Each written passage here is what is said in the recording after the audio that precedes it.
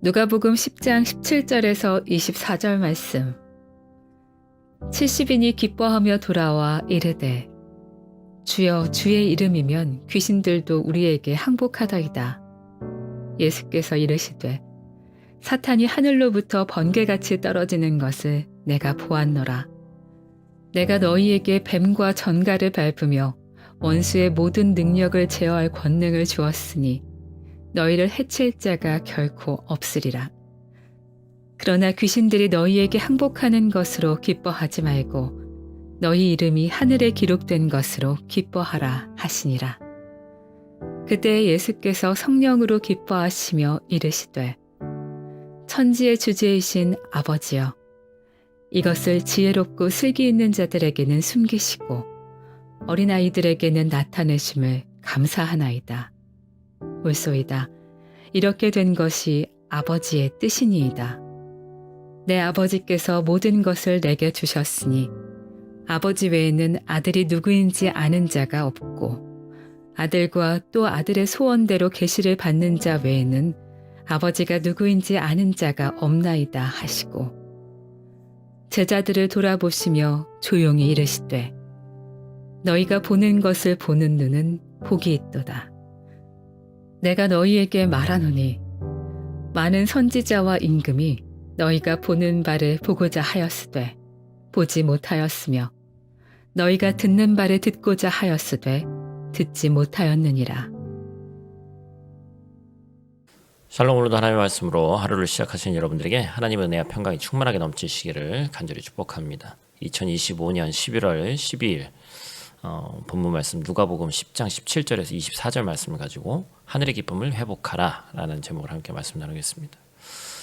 기쁨은 신앙의 본질이죠. 그런데 오늘날 교회 안에서 그리스도인의 어떤 그 참된 기쁨이 점점 사라지고 있다라고 얘기를 합니다. 많은 성도들이 하나님을 믿으면서 마음의 평안은 없죠. 기쁨이 없이 신앙생활을 하는 성도가 참 많아졌습니다. 그러다 보니까 교회 봉사를 해도 피곤하고 예배를 드려도 감격이 없어요. 왜일까요? 그 이유는 우리가 기쁨의 근원을 잘못 두었기 때문입니다. 오늘 우리가 함께 읽은 함께 나눈 이 본문 누가복음 10장 17절에서 24절 말씀은 제자들이 파송됐다가 돌아오는 장면을 우리에게 보여주죠. 그러면서 감격에 차서 예수님께 이렇게 보고합니다. 70인이 돌아와서 기뻐하면서 이르되 주여 주의 이름이면 귀신들도 우리에게 항복하더이다. 그들의 목소리에는 막 귀신을 쫓아냈다 이거예요. 그죠? 성취감이 막 흥분이 드러납니다. 그런데 이렇게 말하는 예수님께 얘기하는 이 제자들에게 예수님이 어찌 보면 찬물을 껴든 그런 말씀을 하시죠. 오늘날 우리의 신앙의 위기도 이와 같습니다. 헌신을 통해서 봉사를 통해 혹은 어떤 성취를 통해서 기쁨을 얻으려고 하지만 그 기쁨이 오래가지 않아요. 왜냐하면 그것이 은혜로 하는 것이 아니라 성과 위주의 때때로 막 감정이 올라와서 하는 그러한 감정적인 것이기 때문에 그렇습니다. 근데 주님은 이제 우리에게 말씀하시는 것이죠. 그것이 중요한 것이 아니다. 오늘 말씀에서 이제 뒤에 나오겠습니다만 그런 류의 이제 말씀을 계속해서 하고 계시는 거예요. 특별히 오늘 우리 본문을 통해서 세 가지 기쁨의 방향을 어떻게 기뻐해야 되는지 이 세 가지를 우리가 분명히 배우기를 원하고 우리는 이 잃어버린 하늘의 기쁨을 다시 한번 회복하게 될 줄로 믿습니다. 오늘 본 말씀 통해서 첫 번째로 기억할 것은 기쁨의 기준을 다시 세워야 한다라는 것입니다. 예수님이 제자들이 이 귀신을 제압하고 놀라운 능력을 행한 것 자체를 부정하지는 않으셨습니다. 그리고 꾸짖으신 건 아니에요. 그들의 수고와 헌신을 인정하셨죠. 그런데 그들의 기쁨의 초점이 하나님의 영광이 아니라 뭐예요? 자신의 성공에 맞춰져 있음을 보셨습니다. 귀신들도 우리에게 항복했다. 날 보고 항복한 건가요? 아니죠. 하나님의 능력이죠. 주의 이름으로 우리에게 항복하더이다가 아니라 우리의 능력의 제자리에 초점이 맞춰져 있었습니다. 주체가 바뀌어 있는 것이죠. 오늘을 살고 있는 우리에게도 동일한 유혹이 있습니다. 교회가 커지고 사역에 성공하고 사람들이 나를 칭찬할 때 우리는 은연중에 내가 잘했다. 내가 열심히 해서 이렇게 잘 된 것이다. 이렇게 얘기합니다. 그러나 그런 착각 속에 빠져 있는 자에게 주님이 이렇게 말씀하시는 거예요. 본문 18절 말씀, 예수께서 이르시되 사탄이 하늘로부터 번개같이 떨어지는 것을 내가 보았노라. 여러분 무슨 얘기예요? 이 말씀을 통해서 영적 교만을 그 위험성을 경고하고 있는 것이죠. 사탄이 바로 자기 영광을 추구하다가 떨어진 자 아닙니까? 여러분 사역의 성공, 사람들의 인정은 우리의 기쁨의 기준이 될 수 없습니다. 그것은 하나님이 주신 열매이지 본질이 아니에요. 본질은 언제나 하나님 자신입니다. 이 기준이 바뀌지 않으면 우리의 기쁨은 언제나 외적인 조건에 좌우될 수밖에 없습니다. 그리스도인인데 막 얼굴에 너무 티가 나요. 그죠? 오늘은 뭔가 좀 안 좋은 일 있나 보다.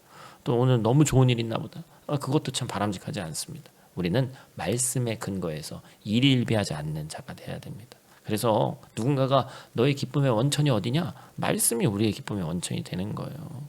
우리의 능력과 우리가 행한 일, 그리고 우리가 하는 일, 앞으로 되어질 일, 거기에 기쁨이 있는 것이 아닙니다. 하나님의 말씀에 생명책에 기록된 대로 우리가 이 땅에 솟아내서 빚어지는 그런 기쁨이 아니라 하늘의 기쁨을 소유하는 저와 여러분들 되시기를 간절히 축복합니다. 두 번째로 기억할 것은 기쁨의 근원을 하나님께 돌려야 한다라는 것입니다. 제자들에게 기쁨의 방향을 바꾸라고 말씀하시죠. 20절 하반절에 보니까 하늘에 너희 이름이 기록된 것으로 기뻐하라는 거예요. 이게 단순한 위로의 말씀이 아니라 구원의 확신을 중심으로 한 어떤 그 존재론적인 선언인 것이죠. 우리가 왜 기뻐해야 되냐는 거예요. 하나님이 우리를 창세전에 택하셨고 우리 이름을 하늘나라 생명책에 기록하셨기 때문에 기뻐해야 되는 겁니다.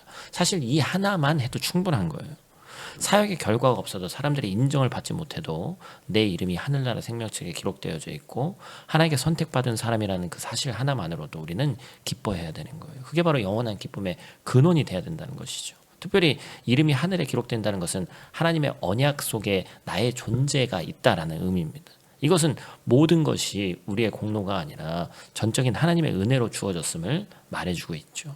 우리가 예수를 믿는 순간 하나님은 우리의 이름을 주님의 이 생명책에 새기셨습니다. 이 생명책에 새겨지기만 하면 어떤 실패도 죄도 환경도 그 이름을 지울 수 없다는 거예요. 여러분, 우리의 사역이 아무리 위대해 보여도 그 중심에 하나님이 없으면 그것은 기쁨이 아닙니다. 지금은 그것이 즐거워 보이고 기쁘게 보일지라도 그것이 여러분에게 짐이 될 수도 있고 영적인 피로를 가져다 줄 수도 있습니다. 그러나 하나님이 우리의 모든 사역의 중심 가운데 있으면 그런 사람은 환경에 흔들리지 않는 줄 믿습니다. 그는 언제나 감사할 수 있고 그는 고난 속에서도 찬양할 수 있는 줄로 믿습니다. 마지막 세 번째로 우리가 기억해야 될 것은 기쁨의 증거를 세상에 나타내야 한다라는 것입니다. 주님께서 또 기도하신 장면이 나오죠. 21절 말씀인데 한번 같이 읽어볼까요? 그때 예수께서 성령으로 기뻐하시며 이르시되 천지의 주제이신 아버지여 이것을 지혜롭고 슬기 있는 자들에게는 숨기시고 어린아이들에게는 나타내심을 감사하니이다. 옳소이다. 이렇게 된 것이 아버지의 뜻이니이다. 여러분, 이 구절이 하나님 하늘의 이 기쁨이 지식의 결과가 아니라 은혜의 선물임을 우리에게 보여주는 거 아니에요? 본문에 나오는 지혜롭고 슬기 있는 자들은 자신의 논리, 세상의 논리로 하나님을 이해하려고 하는 사람들입니다. 이들은 계산적이고 합리적인 것 같지만 영적으로는 닫혀 있어요. 반면 어린아이는 단순하게 묻습니다. 복잡하게 묻지 않고 순전한 마음으로 단순히 주님을 믿습니다 하는 거예요. 이런 반응이라는 것이죠. 하늘의 기쁨은 바로 이런 단순한 믿음의 사람들에게 임한다라는 것입니다. 여러분, 세상은 언제나 복잡하게 묻죠. 그것이 정말 도움이 되냐. 세상을 돈으로 살아야지 믿음만 갖고 어떻게 사냐. 그런데 하나님은 믿음을 통해서 일하시는 거예요. 여러분, 요즘 세상을 바라보면 웃음은 있지만 그 웃음 안에 진정한 기쁨은 없습니다. 겉으로는 웃고 있지만 그들 안에 영원한 기쁨이 없어요.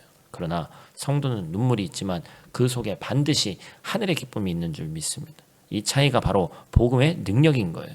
하늘의 기쁨을 소유하는 사람은 고난 중에도 찬양하고 세상 속에서도 감사하고 절망의 자리에서도 소망을 말할 수 있습니다. 주님은 바로 그런 사람을 통해서 세상에 자신의 주님의 영광을 드러내신 줄 믿습니다. 그리고 그 기쁨이 또 더 넓어져서 세상을 살게 하는 줄로 믿습니다. 오늘 우리가 서 있는 자리에서 주님, 제가 세상의 기쁨을 버리고 하늘의 기쁨으로 살게 하여 주시옵소서. 이따 실천사항에서도 우리가 나누겠습니다만 내 이름이 하늘에 기록된 것만으로도 기뻐하게 그 영원한 기쁨의 원천을 우리가 느끼고 있기 때문에 그것을 통해서 기뻐하게 하시고 매일 삶을 살아가면서 느껴지는 아픔과 또 현실 속에서 느껴지는 그러한 것들은 이 기쁨으로 다 덮게 하여 주시옵소서. 그래서 그렇게 믿음으로 나아가는 오늘 하루 되시기를 간절히 축복합니다. 오늘 하루는 무엇을 할 때마다 하나님께서 하셨습니다를 좀 습관적으로 고백했으면 좋겠어요. 뭐 사실 안 좋은 일에 이제 거기다 갖다 붙이기는 당연히 어려우니까 누군가가 뭐 이게 좋았어요, 뭘 해줘서 감사해요, 뭐 했어요, 내가 높아지는 그 순간에 하나님이 하셨습니다. 사실 뭐안 믿는 분들에게 이 얘기하기 참 쉽지 않겠지만 사실 나는 그 내가 한 게 아니라 하나님이 했다고 생각해. 이렇게 하면서 그 한마디가 나 자신 중심의 기쁨을 하나님 중심의 이 기쁨으로 돌려놓는 줄 믿습니다. 오늘 하루 한번 어렵지만 실천해 보시고 또한 그 실천을 통해서 우리의 믿음이 더욱더 커지고 깊어지는 귀한 하루 되시기를 간절히 축복합니다. 우리 다 같이 있는 자리에서 함께 기도하고 마치도록 하겠습니다. 사랑과 은혜가 풍성하신 아버지 하나님, 오늘도 우리를 주의 은혜로 깨워주시니 감사를 드립니다. 우리의 마음이 자주 세상의 기쁨에 묶여 살아왔습니다. 결과로 칭찬으로 눈에 보이는 성공으로 기뻐했습니다. 그런데 주님, 이제는 하늘에 내 이름이 기록된 것 하나만으로도 감사할 줄 아는 믿음의 사람 되게 하여 주시옵소서. 오늘 하루를 살아가며 주님께서 주신 그 기쁨의 원천을 통해 세상을 밝히게 하시고 걱정과 불안의 자리에서 찬양하게 하시고 눈물 속에서도 감사하게 하시고 절망의 자리에서도 하늘을 향한 하늘 소망을 가진 그 웃음을 잃지 않게 도와 주시옵소서. 오늘 우리의 믿음의 고백이 또한 또 감사가 은혜가 우리 삶 가운데 풍성하게 넘치기 원하고 하나님이 하셨습니다라는 믿음의 고백이 흘러 넘치는 그 고백이 오늘 하루의 예배가 되는 귀한 순간순간 될 수 있도록 주님 도와 주시옵소서. 예수님 귀하신 이름으로 기도드립니다. 아멘.